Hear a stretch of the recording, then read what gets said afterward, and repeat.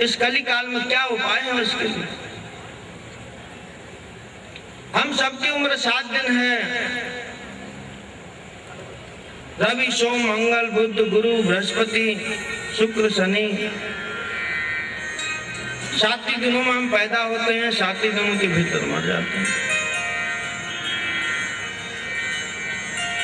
लेकिन यहाँ पर 2 बात हैं।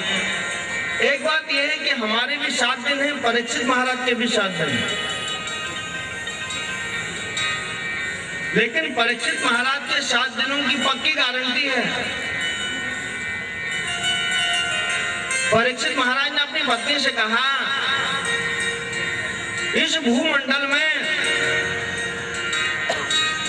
मैं ऐसा बड़भागी हूं कि जिसके 7 दिन के जीवन की गारंटी है,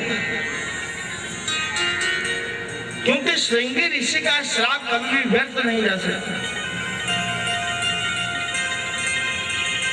और इन 7 दिनों के भीतर उनको कोई खतरा नहीं है। 7वें दिन खतरा है, उससे पहले कोई खतरा नहीं। लेकिन हम सबको तो 7-7 मिनट, 1-1 मिनट में खतरा है। पदम पदम यद विपदम तेषाम। परीक्षित महाराज के 7 दिन ठोस हैं, हमारे 7 मिनट की भी गारंटी नहीं। और हम किसी से प्रश्न करते ही नहीं कि 7 दिनों में हमारा कैसे कल्याण होगा, जिसके जीवन के 7 दिन शेष रह गए हों।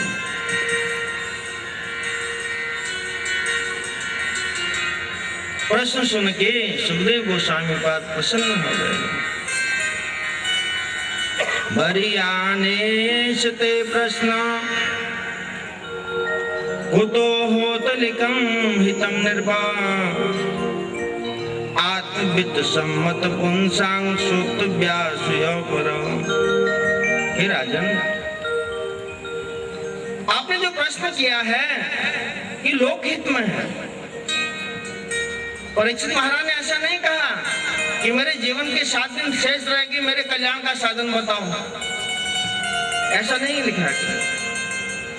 उन्होंने कहा जिस किसी के जीवन के 7 दिन शेष रह गए हैं, उसके कल्याण का उपाय क्या है?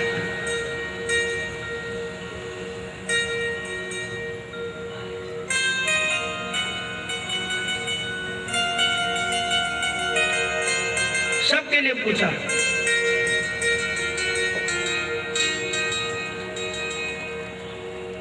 निद्रया ह्येते नक्तम् ध्ययवायेन च वा वयम् दिवाचार्थे हया राजन् कुटुम्ब भरणेन वा। आहार निद्रा भय मैथुनानि समानि चेतानि नृणां पशूना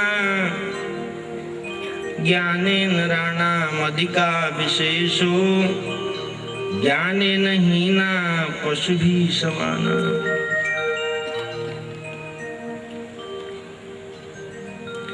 सतयुग में लोगों की उम्र थी 1 लाख साल।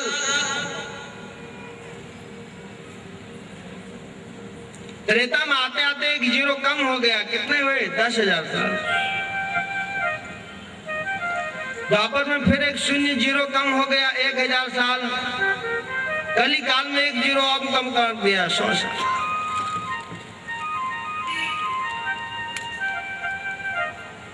कली काल के लोगों की उम्र कितनी है? 100 साल।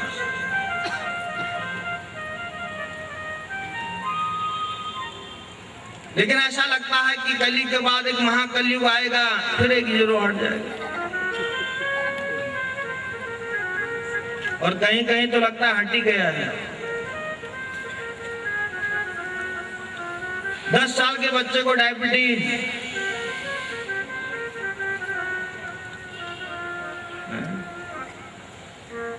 20-25 साल के बच्चों के बाल फूल गए,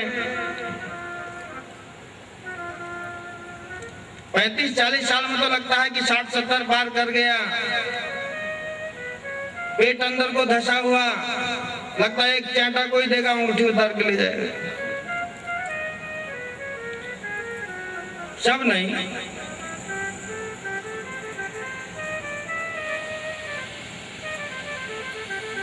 और इन 100 सालों में भी 24 घंटे का रात दिन 12 घंटे सो गए, रहे कितने? 50 साल।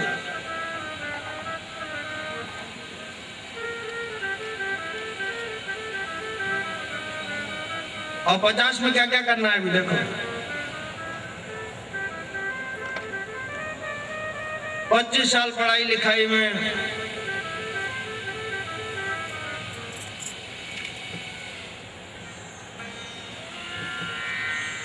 पढ़ना लिखना खेलना कूदना 25 साल में।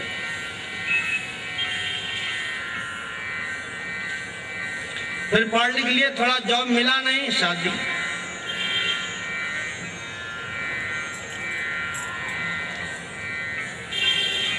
हमारे दिनचर्या देखिए,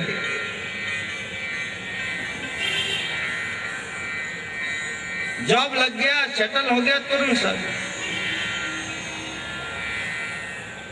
फिर पत्नी आ गई, तो जो माँ बाप के प्रति सेवा का भाव है वो पत्नी के प्रति चला जाता है। ससुरारी प्रियारी भई जब से, रिपु रूप कुटुंब भय तब से। गोस्वामी जी कहते हैं कि जब किसी व्यक्ति की शादी हो जाती है तो अब उसके अपने लोग रिपु हो गए, दुश्मन।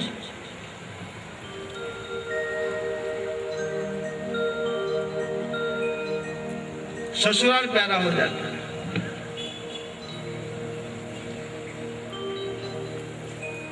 ससुराल सुख की सार, पर दिना दुई चार। ससुराल में बड़ी आदर खादरी होती है, लेकिन कितने दिन? 4 दिन। 5वें दिन थैला थमा दिया जाता है, जाओ 5 किलो बटाटा लेके हो जाओ।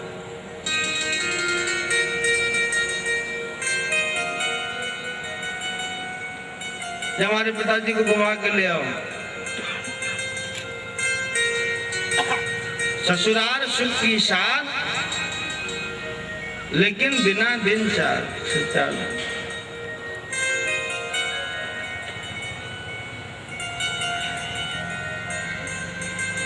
बहुत रेयर लोग हैं वो लोग। कुछ लोग गिने चुने ऐसे हैं जो अपने माँ बाप की सेवा करते हैं शादी के बाद, लेकिन सामान्यतः कहा गया कि नहीं करते। इसलिए अनाथाश्रम, ये वृद्धाश्रम क्यों? हर कोई ट्रस्ट वाला वृद्धाश्रम ही खोलता है, क्यों?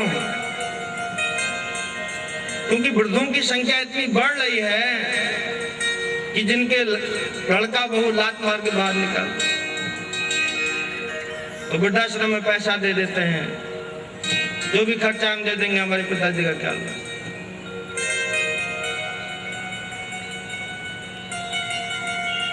फिर बच्चे हो गए, पढ़ना लिखना।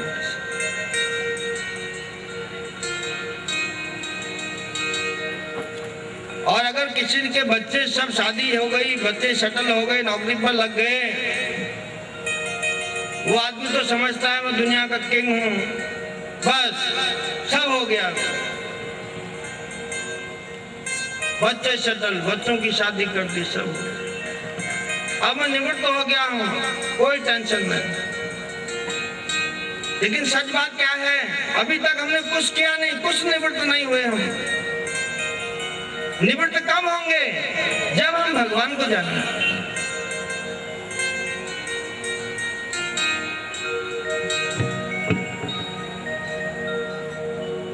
इसलिए कहा निद्रा ह्येते नक्तम व्यवायेन चवावयो दिवा चाटते हया राजन कुटुंब हरणे। पूरा जीवन हमारा इसी तरह चला जाता है।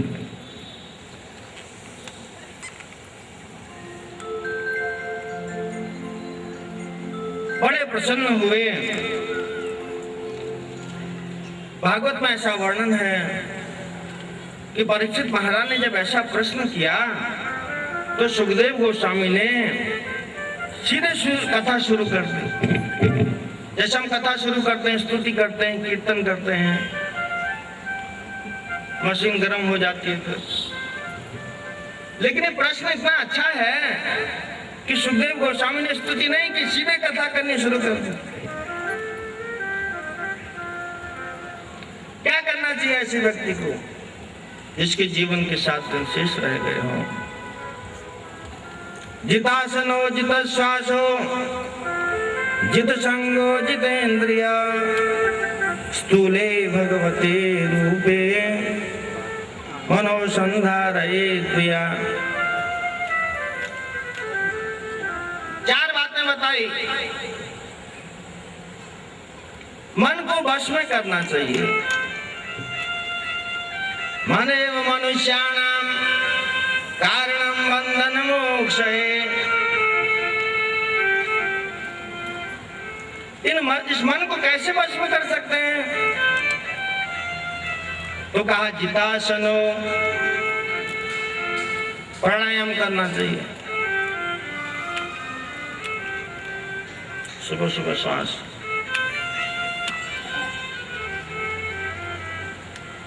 खाली शरीर को फिट करने के लिए नहीं, मन को एकाग्र करने के लिए। और जब मन एकाग्र हो जाए उसको भगवान में लगाने के लिए, इसलिए प्राणायाम। खाली शरीर फिट करने के लिए नहीं। आजकल जो योगी लोग हैं शरीर को फिट करने के साधन बताते, लेकिन ये योग भी किस लिए?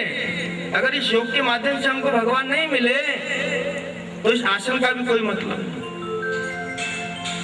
इसलिए कहा जितासनो जित श्वासो, अपने श्वास को जीतो। एक नाक इधर बंद करो, ये खोलो, फिर इसको, फिर दोनों बंद करो, श्वास को रोक के रखिए।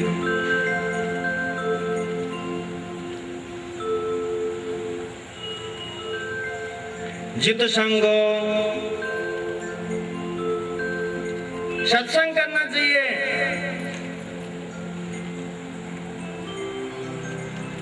असत संग त्याग, ये वैष्णवाचार। भक्त किसको कहते हैं? जो कुसंग का त्याग करे, सत्संग करे, उसी का नाम वैष्णव। सत सुधरई सतसंगत पाई, पारस परस सुधातु सुहाई। संतों का संग। एक सेठ जी थे, उनके लड़के रहते थे अमेरिका में। पिताजी को बोले आप भी अमेरिका आ जाओ। पिताजी ने कहा मैं एक शर्त में अमेरिका आऊंगा, साल में 2 महीने आप मेरे को भारत आने की छुट्टी दो। ठीक है। अमेरिका गए, 10 महीने बाद आए भारत।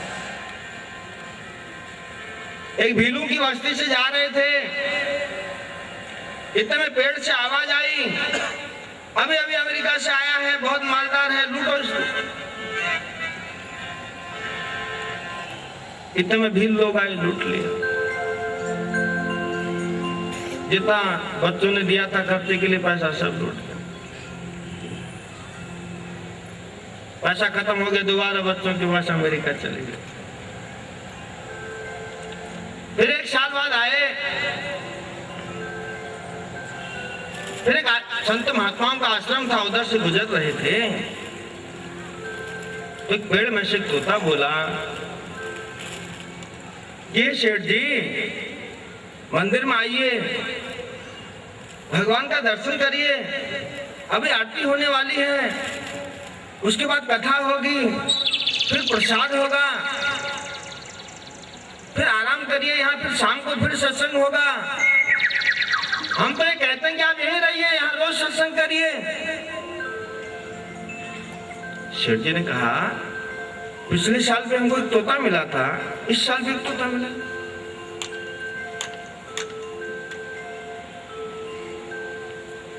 तो संत महात्माओं ने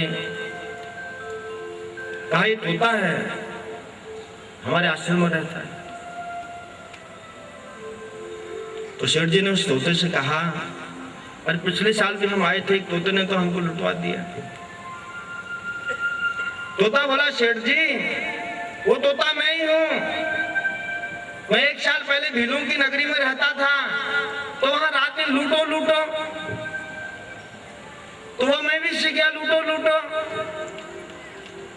एक बार संतों का झुंड आ रहा था, मैं भी इनके साथ उड़ के आ गया। करीब 1.5 साल से इनके यहाँ रह रहा हूँ। अब मैं सत्संग सीख गया हूँ।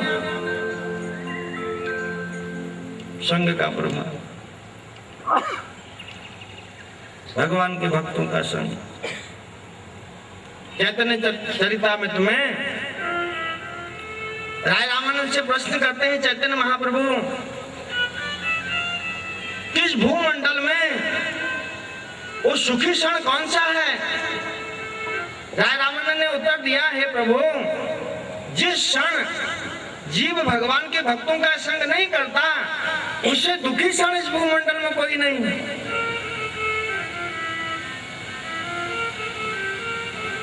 सुखी क्षण जिस क्षण जीव भगवान के भक्तों का संग करता है, सत्संग करता है, उससे सुखी क्षण इस भूमंडल में नहीं। इसलिए भाग्यशाली हैं वो लोग जो भगवान के सत्संग में अपना क्षण बिताते।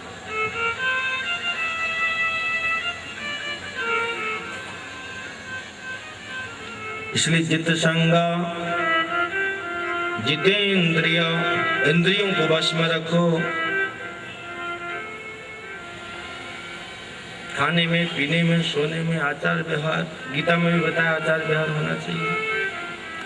मिल गया खूब, खा लिया गोलगप्पे के। रोगे भोग भयम कुले च्युत भयम वित्ते नृपालाद भयम मौने दैन्य भयम गुणे खल भयम काये कृतांताद भयम बले रिपु भयम शास्त्रे वाद भयम रूपे जराया भयम सर्व भयम भयान्वितं भुवि नृणां वैराग्यमेव भयम।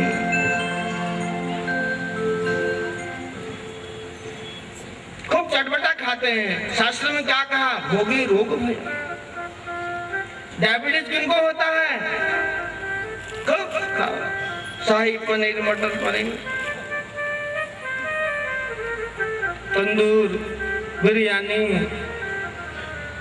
फिर एसी चला के सो जाओ। हिलना डुलना है नहीं, और डायबिटीज हो जाए। डायबिटीज किसको होता है?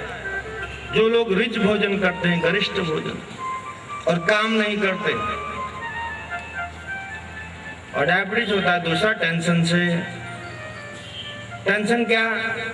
ऐसा नहीं आया, इतना आना चाहिए था, नहीं आया। फलाना आदमी हमारे चक्कर में नहीं आया, बहुत मेहनत की मैंने उसको चक्कर में लाने की, फंसा ही नहीं।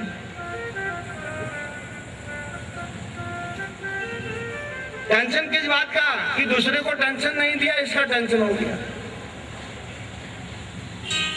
कभी कभी टेंशन किस बात का? कि मुझको टेंशन क्यों नहीं है, ये भी एक टेंशन की बात है। मेरे को तो कोई टेंशन ही नहीं है, इसमें भी टेंशन।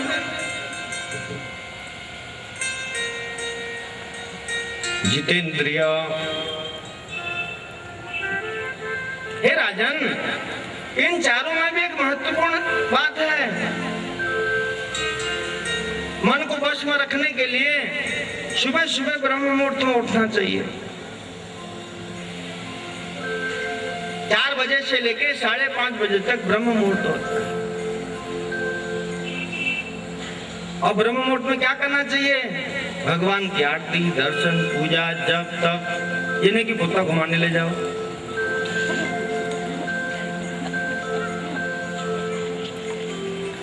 जू बीच पर कोई समुद्र का बीच कुत्ता घुमाते हैं लोग। आरती मारने को बोलेगा, नहीं निकल आएंगे। कुत्ते में आसक्ति, घोड़े में चढ़ के घोड़ा दौड़ाएंगे। जितेंद्रिय, ब्रह्म मुहूर्त में उठना चाहिए। सबसे पहले जब आप उठते हैं क्या करेंगे? जब बिस्तर में से हम सुबह उठें तो सबसे पहले क्या करना चाहिए? सबसे पहले अपने हाथ को देखना चाहिए। ऐसे हाथ, लाइट जलाइए, कराग्रे वसते लक्ष्मी कर मध्ये च सरस्वती करमूले च गोविंद प्रभाते कर दर्शनम। सुबह सुबह हाथ का दर्शन क्यों करना चाहिए? क्योंकि इस हाथ से कर्म किया जाता है। तो सुबह सुबह हाथ का दर्शन करें, क्योंकि हाथ के अग्रभाग में लक्ष्मी जी का वास होता है। इस हाथ से हम कर्म करेंगे तो हमको लक्ष्मी मिलेगी। कर मध्य च सरस्वती, कर के बीच भाग में सरस्वती जी का वास है। जब हम खूब मेहनत करेंगे लक्ष्मी जी आएंगी, तो ऐसी सरस्वती हमको आएगी कि इस पैसे का उपयोग कहाँ करना चाहिए। और कर मूले च गोविंदा, तो सरस्वती कहेगी जीवा में बैठ के कि जितना कमाया उतना खुद ही मत खाओ, कुछ धर्म कर्म में भी लगाओ, दान करो, गोविंद की कुछ सेवा करो। तो कर मूले च गोविंदा, इसलिए प्रभाते कर दर्शनम। लेकिन होता क्या है, हम सुबह सुबह चाय पीने की आदत है, चद्दर से मुंह ढका रहेगा, पत्नी से कहेंगे चाय नहीं आई अभी तक। कई लोग तो रात को ही चाय पीने की आदत है। हाथ देखना तो बहुत दूर की बात, चद्दर के अंदर से ही बोलेंगे चाय बना के लाओ, तब चद्दर से बाहर आता। इसलिए प्रभाते कप दर्शनम, कर दर्शनम नहीं, कप दर्शन।